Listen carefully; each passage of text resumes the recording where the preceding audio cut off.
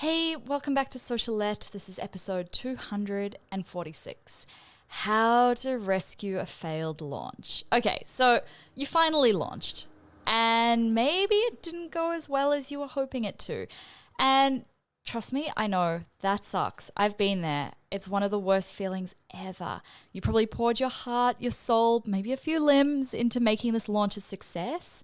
So when it doesn't work out, it can really hurt.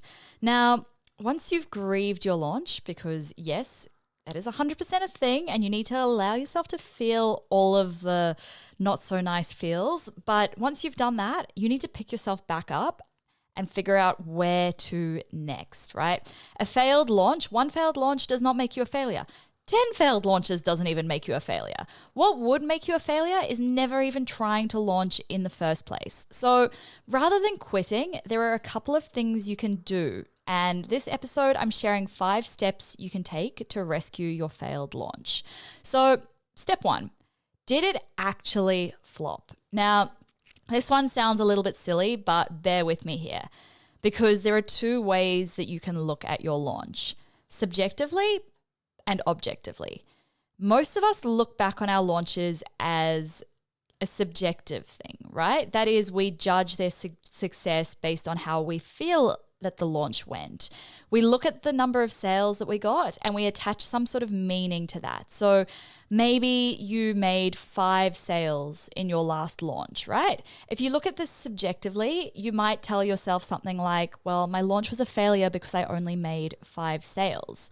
Now, whether the fact that your launch was a failure or not, whether that's true or not, that's a whole different story, okay?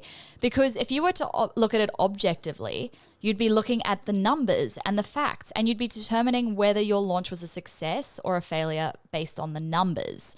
So, for example, you made those 5 sales, but if you only had 100 people in your audience, that's a 5% conversion rate, which isn't bad.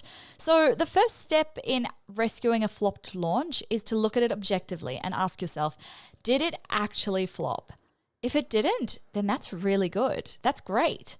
Maybe your focus going forward then will be to grow your audience so that you can launch again and convert more people, right? So anyway, if you look at it and you look at the numbers and it turns out that it was a flop, then we move on to step 2.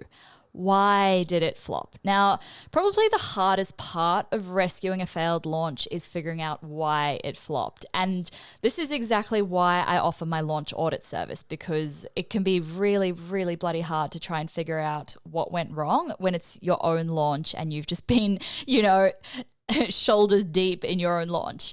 So anyway, the easiest way to identify why it didn't work is to look at the numbers across your entire launch and identify where people didn't convert, what points in your launch people didn't convert. So for example, if you ran a live webinar and you had 100 people register, but only 5 people showed up, then you need to work on how you'll get more people to show up live.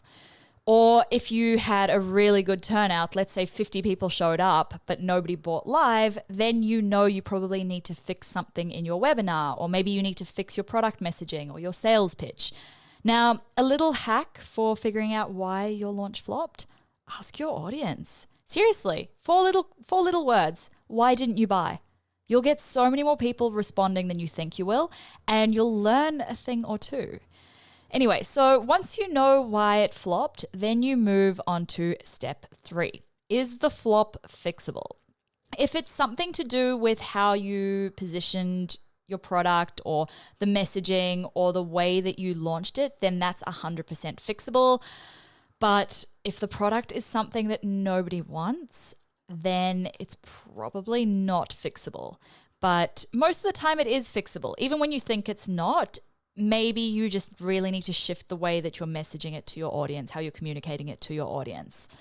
Anyway, step 4, if it is fixable, then we fix the flop. Now, whether this is rewriting your sales page, redoing your webinar, changing up your email sequence, whatever it is, you need to fix it. And this can be such a process of trial and error, which is why I believe that you need to relaunch the same product multiple times.